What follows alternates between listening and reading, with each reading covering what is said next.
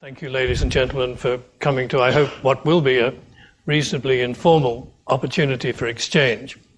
I'll be quoting, not altogether surprisingly, from a couple of my Cornell University contemporaries, one of them a Thai, Professor Chanvit Kattesarit, and another an American, Professor Charles Keyes, both of whom have been deeply involved in charting modern Thai history, in the case of Chanvit, from the position of being rector of Thammasat University, in the case of Charles Keyes, from being a long-established foreign observer of developments in Thailand. When Chanvit spoke shortly after the 19th of May, he said, "It looks as though Thailand is entering the Kali Yuga, the Hindu final period of existence, when under the Hindu Vedas, the disintegrating stage of existence has begun before a final rebirth takes place." Or in the case of Charles Keyes, or Biff Keyes as he's known to all his friends, he said, "This is the worst crisis Thailand has ever had, ever." Or to take two other people who have been deeply involved in charting developments in Thailand in recent years, who are the authors of the critical and highly acclaimed biography of Thaksin, Chris Baker and his wife Pasok Pongpachit.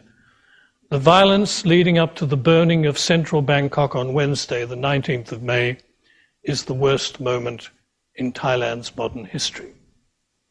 So when I say to you that I think this is a very serious development, I speak in the ranks of others who are much better qualified than I am to make that judgment.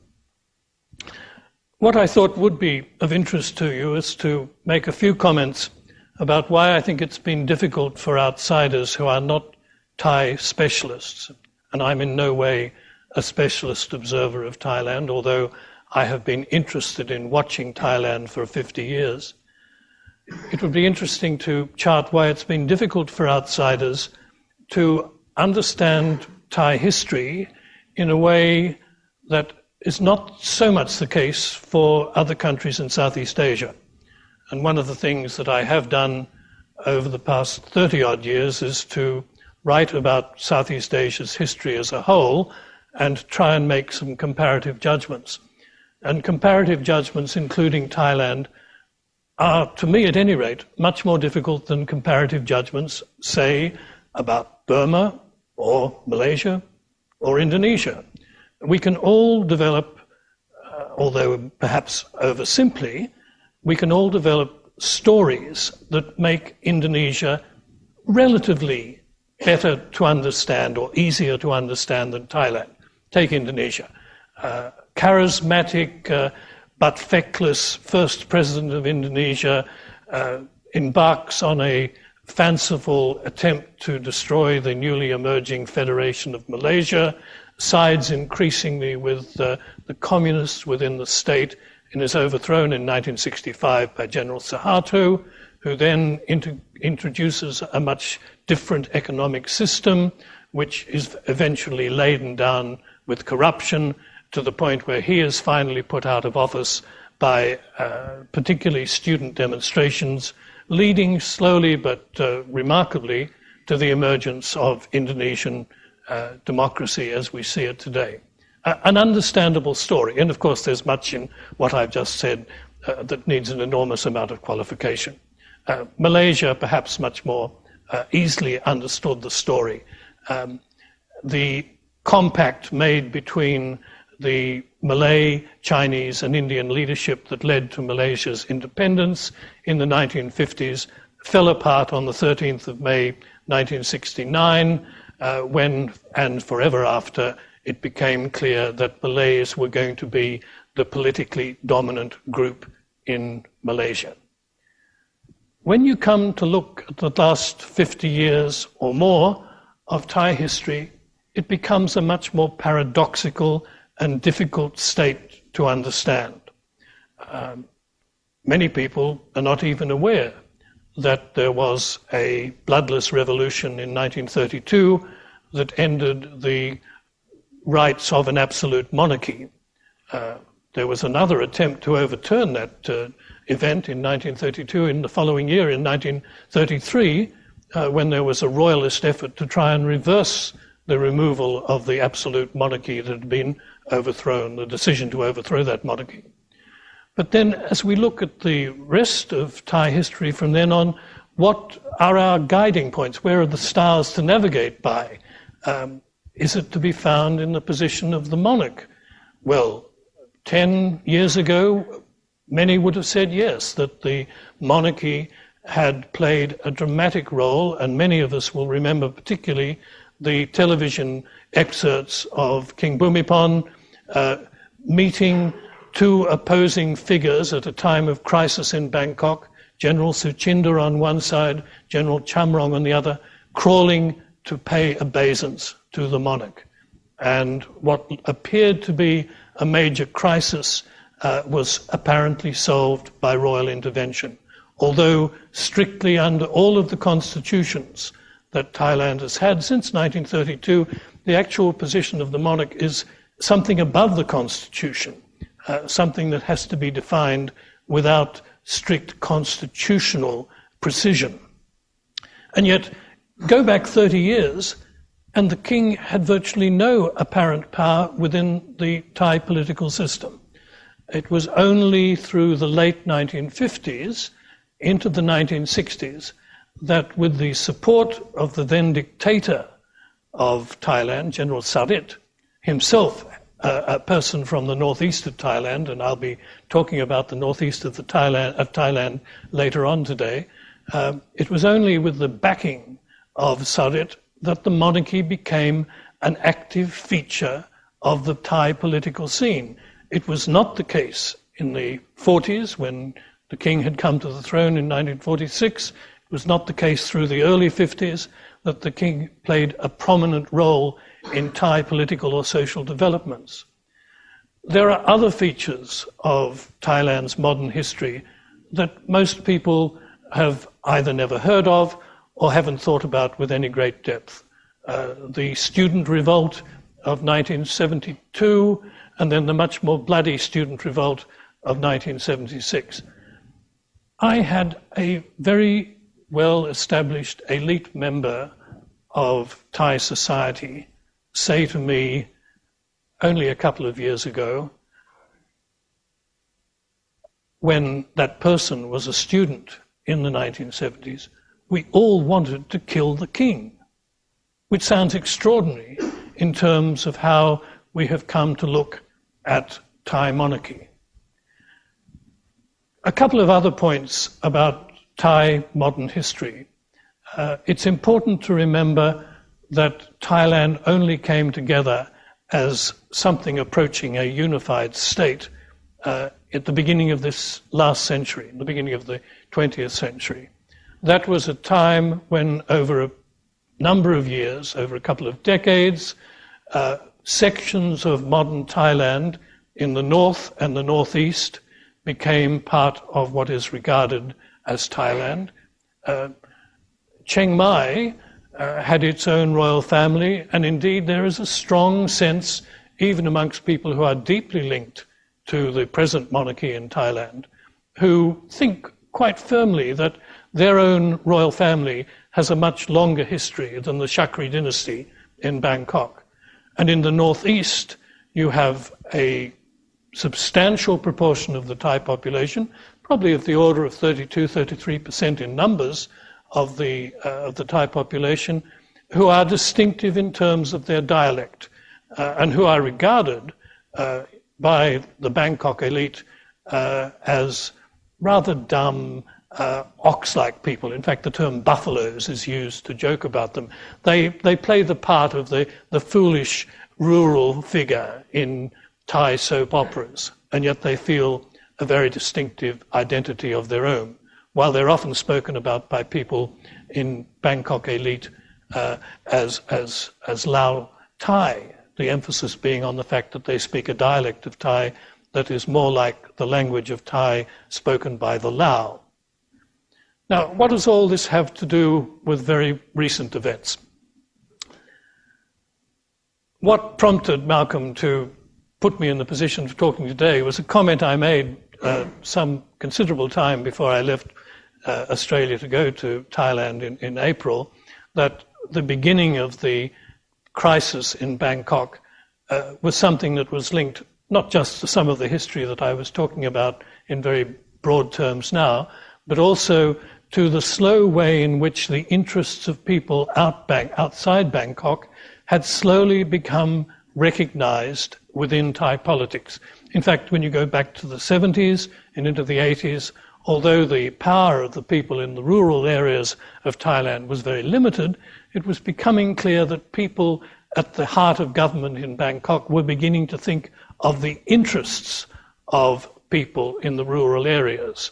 It was a slow business, but it was a recognition that it was no longer the case that matters could simply be run in terms of satisfying the interests of people in Bangkok, which was the heart of the elite linked to the palace, what Duncan McCargo, the British scholar of Thailand, has called the network monarchy. It was no longer the case that only the interests of middle class in Bangkok had to be accommodated.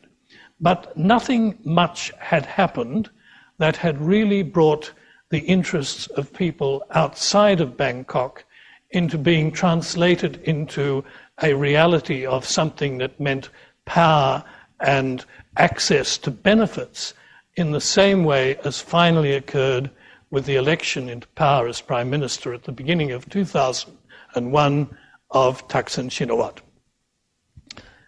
A man with Chinese origins, like a very large proportion of the Thai population today, a family originally linked to Chiang Mai, a man of very considerable skills who built his way up not from the bottom of the economic ladder by any means, but who took advantage of every opportunity that was open to him, first of all rising through the ranks of the police, which are a paramilitary body in Thailand, much rather than just a uniform body enforcing traffic laws, through the opportunities of education, scholarships that gained him both a master's degree and a PhD in the United States.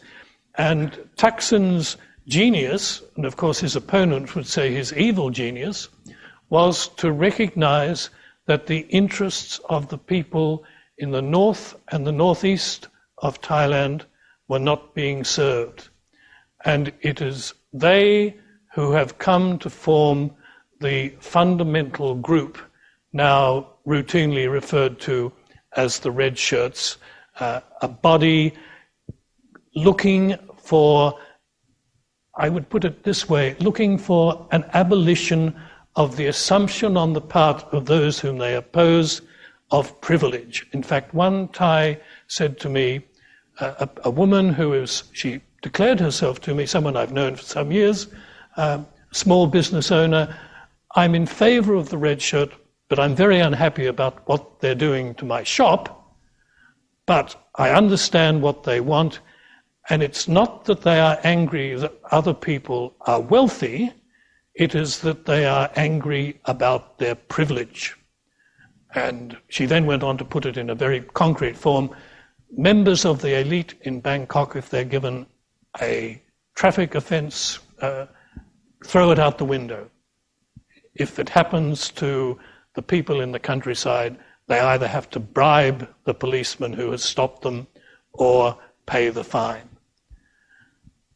This sense that the people in the north and the northeast of the country have that they are lacking in privilege has been fundamental to the position they have taken and fundamental to the support they gave Thaksin, first of all in the 2001 election and then in the 2005 election.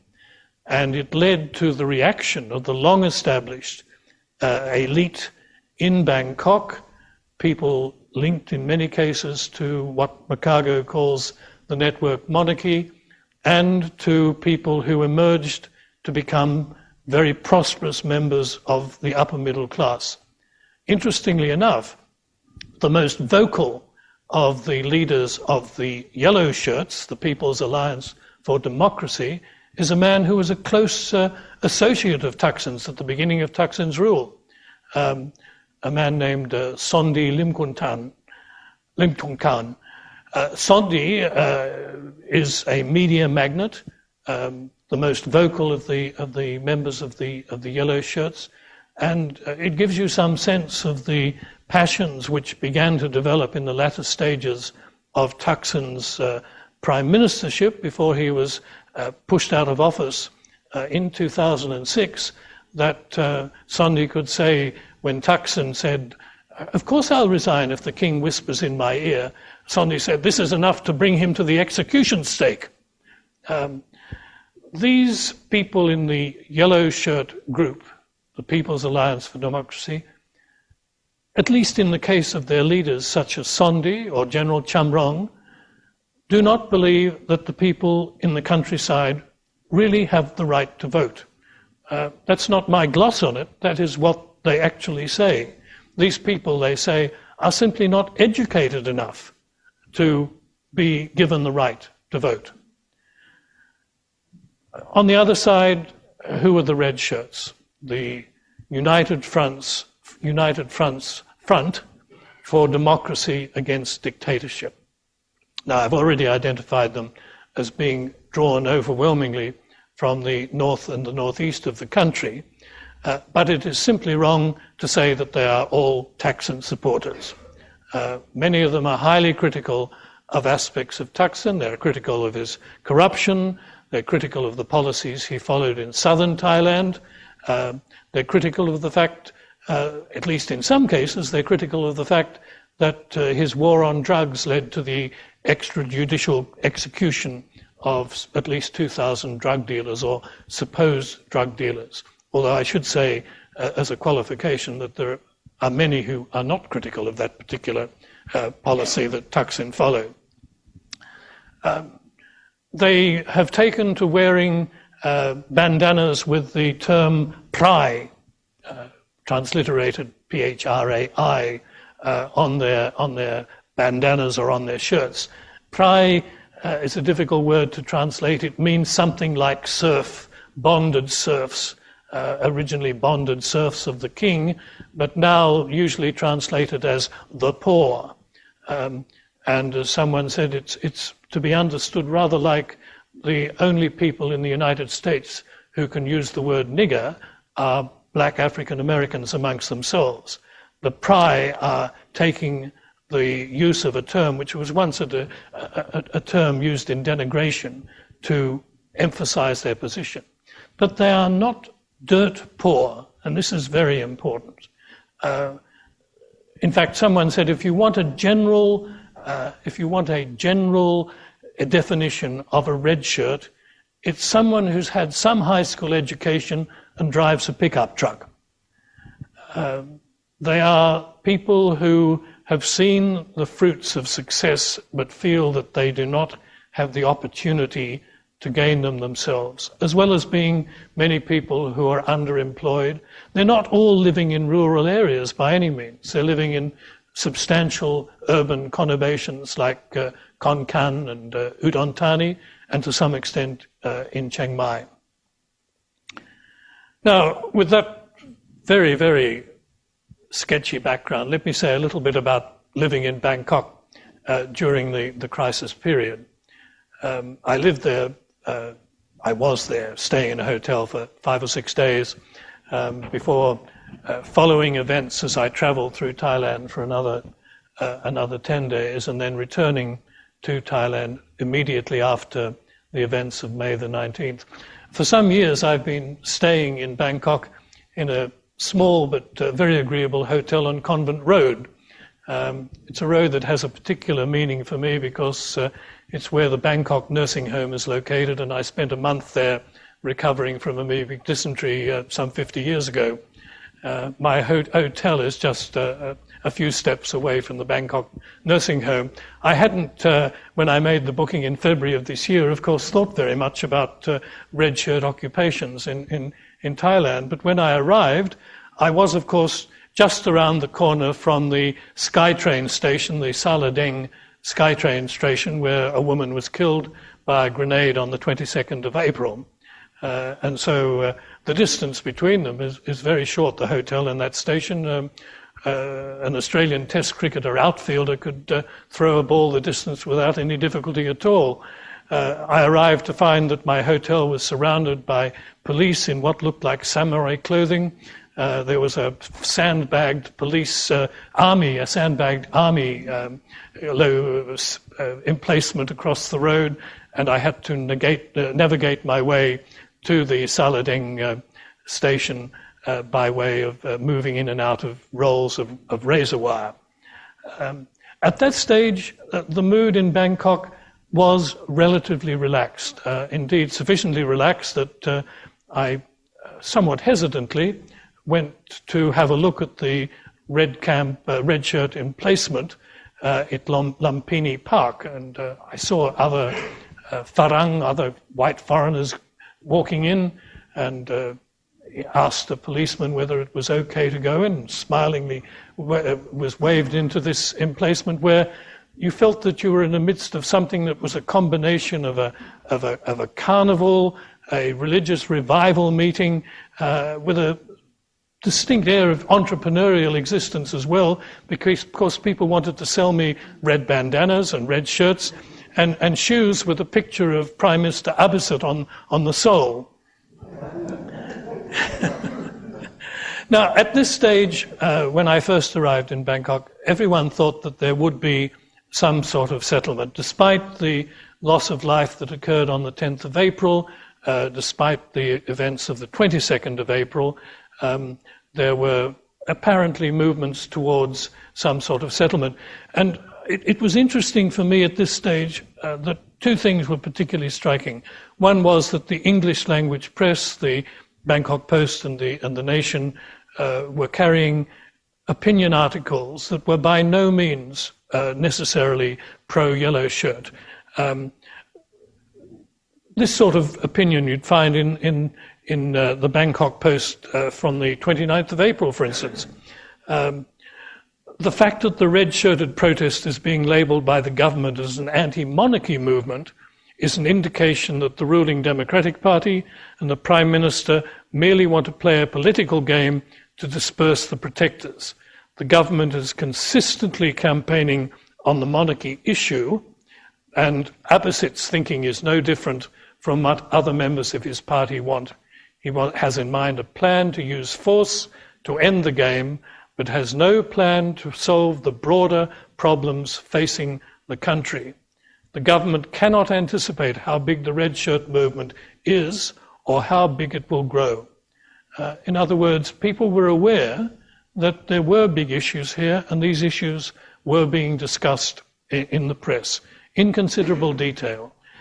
On the other hand, the government, particularly through Deputy Prime Minister Suthep, was indeed ready, as that opinion piece noted, to label everybody associated with the red shirt movement as anti-monarchical. You have this extraordinary dichotomy between, on the one hand, people complaining that the king should not be brought into any political discussion, and on the other hand, the people who were campaigning against the red shirts, damning them all as being determined to overthrow the monarchy.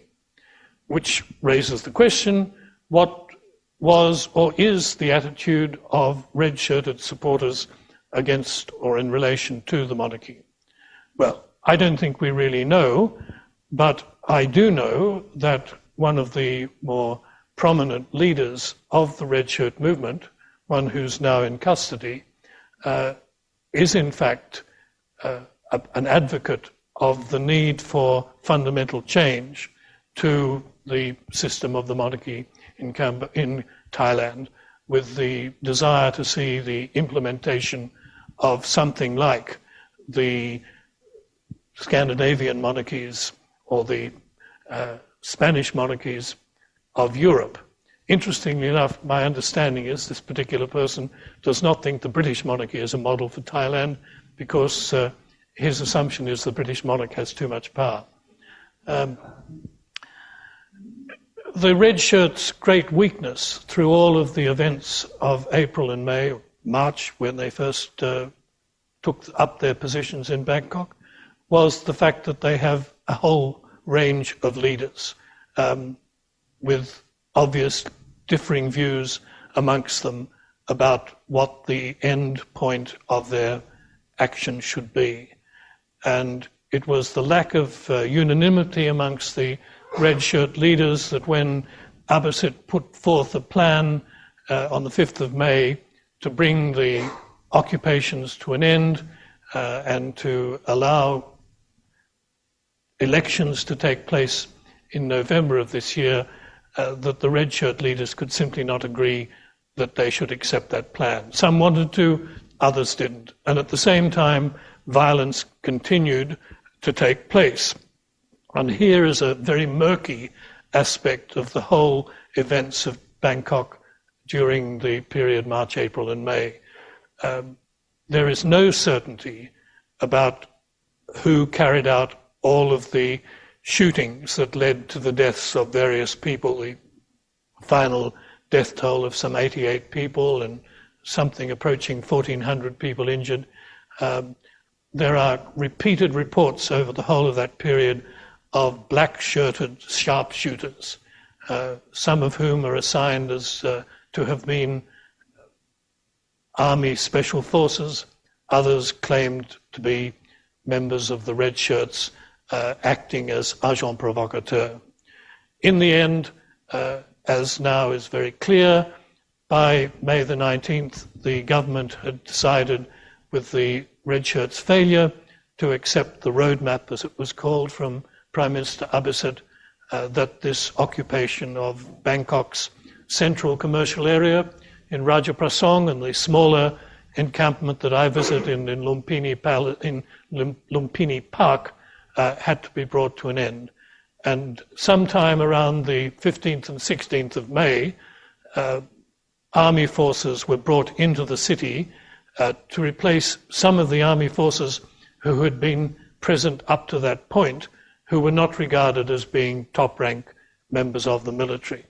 And the final denouement came on the 19th of May with the subsequent arson attacks, which indeed did indicate a terrible degree of rage, at least on the part of some, and a highly symbolic decision, as Malcolm has pointed out, to destroy those shopping centres and the stock exchange of Bangkok.